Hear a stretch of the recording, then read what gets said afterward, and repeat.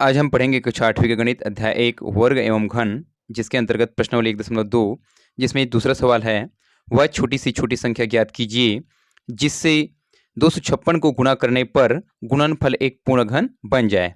256 एक पूर्ण घन संख्या नहीं है। अब इसमें ऐसी कौन सी छोटी संख्या का हम गुणा करें जिससे उसका जो गुणनफल आए वह पूर्ण घन बन जाए। तो सबसे पहले हम 256 का अभाज्य गुणनखंड करें। 2 एकम 2, 2 दूनी 4, एक बचा है तो ये हो गया 16 और फिर 2 अट्ठे 16, 2 छक्का 12 और 2 चौक 8, 2 तिया 6, 2 दूनी 4, 2 एकम 2, एक बचा है तो ये हो जाएंगे 12, फिर 2 छक्का 12, 2 अट्ठे 16, 2 चौक 8, 2 दूनी 4 और 2 एकम 2। 256 के ये सब अभाज्य गुणनखंड है। अब इस 256 के अभाज्य गुणनखंड को मैं यहाँ लिख दिया गया हूँ, जिसमें 256 के अभाज्य गुणनखंडों का हम त्रिक बनाने का प्रयास करेंगे। त्रिक क्यों बनाएंगे?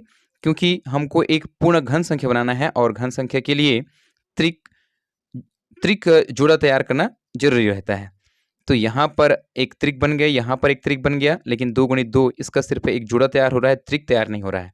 मतलब इसमें यदि 2 का गुणा और होता तो इसका भी कोई त्रिक बन जाता, तो उस स्थिति में ये पूर्ण घन होती, लेकिन यहाँ पर 2 गुणित 2 रह गया है, अर्थात ये त्रिक नहीं बन पाया है, तो 256 एक पूर्ण घन संख्या नहीं था। यहाँ पर आप देख रहे हो इसमें त्रिक के लिए इसमें सिर्फ 2 की और जरूरत है, तो 2 ही वह छोटी सी छोटी संख्या रहेगी जिससे 256 गुणा करने पर पूर्ण घन बन जाएगी। यहाँ 256 के अभाज्य गुणनखंड से स्पष्ट हो रहा है, ये देखिए कि 2 वह छोटी सी छोटी संख्या है जिससे 256 को गुणा करने पर गुणनफल एक पूर्ण घन बन जाएगी। ठीक है। इसके तीसरे नंबर के सवाल को देखें। कहता है कि वह छोटी सी छोटी संख्या ज्ञात कीजिए जिससे 1352 को गुणा करने पर गुणनफल एक पूर्ण घन बन जाए। यहाँ भी आपको ऐसी छोटी सी छोटी संख्या ज्ञात करना है जिससे 252 को गुणा करने पर वह गुणनफल जो आएगा वो पूर्ण घन बनना चाहिए। तो सबसे पहले हम 1352 का अभाज्य गुणनखंड कर लेते हैं। 1352 के ये अभाज्य गुणनखंड है। देखिए 2 छः का 12, यहाँ एक बचा है तो यहाँ से हो जाएंगे ये 15 और 2 सत्ते फिर हो जाएगा 14, फिर एक बचेंगे यहाँ से तो 2 छः का 12। अब अगला देखें 2 तिया 6, 2 तिया 6 और फिर यहाँ से बचेंगे 1 तो ये हो जाएगा 16 और 2 अट्ठे 16 और फिर हो जाएंगे 2 एकम 2, ये 3 था तो 2 एकम 2 तक गया है, तो फिर यहाँ बचेंगे 1, ये हो जाएगा आपका 13, तो 2 छः का 12, फिर से एक बचेंगे तो ये हो जाएंगे 18 और फिर 2 निया 18, ये हो जाएंगे फिर 169 है यहाँ जो कि 13 से भाग जाता है, तो 13 एकम 13, यहाँ बचेंगे 3 तो ये हो जाएंगे 39, तो 13 तिया 39 और फिर 13 एकम 13, तो 1352 के ये सब अभाज्य गुणनखंड है। तो 1352 के अभाज्य गुणनखंड का हम त्रिक बनाने का प्रयास करें, तो 2 गुणित 2 गुणित 2 यहाँ एक त्रिक बनता है। 13 गुणित 13 सिर्फ यहाँ जोड़ा तैयार हो रहा है, त्रिक तैयार नहीं हो रहे हैं, मतलब एक और 13 की जरूरत है।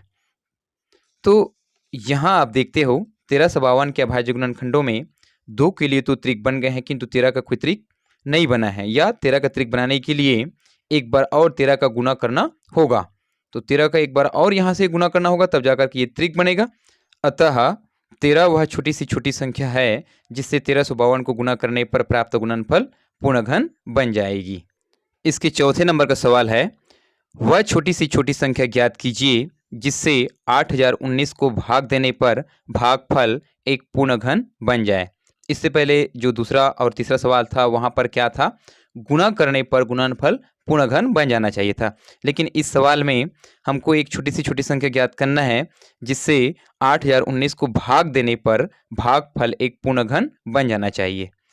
तो यहाँ भी सबसे पहले 8019 का हम अभाज्य गुणनखंड निकाल लेते हैं।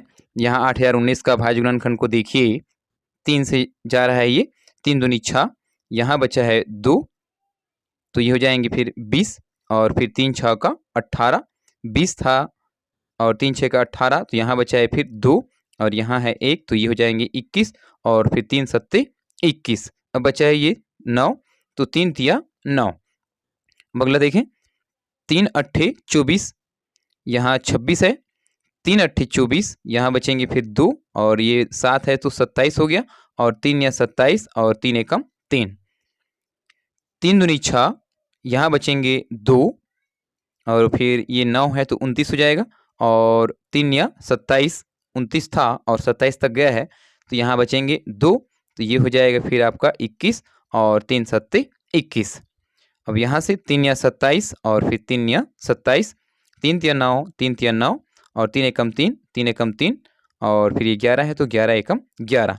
तो 8019 की ये सब अभाज्य गुणनखंड है।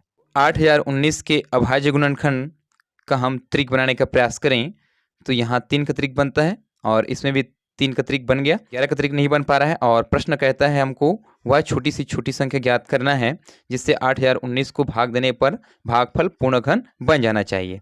तो यदि हम 11 से इसको भाग दे दें, इस अभाज्य गुणनखंड को 11 से भाग दे दें तो ये 11 जो है हट जाएगा। तो यहाँ जो बचेंगे उन सभी संख्याओं का क्या रहेगा, त्रिक रहेगा। यहाँ आपने देखा 8019 के अभाज्य गुणनखंड में 3 के लिए तो त्रिक बन गए हैं, ये 3 के लिए त्रिक बन गया देखो, किंतु 11 का त्रिक नहीं बन सका। ये 11 का कोई त्रिक नहीं बन रहा है। अतः 8019 में 11 का भाग दें तब भागफल एक पूर्ण घन संख्या बन जाएगी। ठीक है।